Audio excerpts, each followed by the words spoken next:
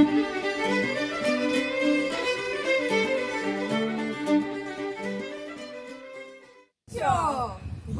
ikastolako irakasleak gara. Ni Nagore naiz. Ni Leire naiz. Eta guri natura inbeste gustatzen zaigunez, ikastola eta natura elkartzera baki genuen. Ikastolaren barruan, 36 zuhaitz eta zuhaizka ditugu. Non ikusi ditzazkegu guzti horiek? Hementxe! Ikasleek 15 bikutxa eraiki zituzten. 6 ikastolan jarri zituzten, eta besteak ibai parkean. Gaur egun ere udaberrian hurbiltzen diren txoriei ikasleek jarraipena egiten diete. Gure baliabideak murrizteko neurri desberdinak hartzen ditugu.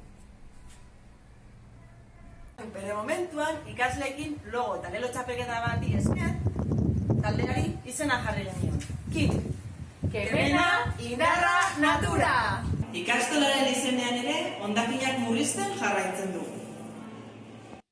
Ikasleek landareak zaintzeko aukera ere badute.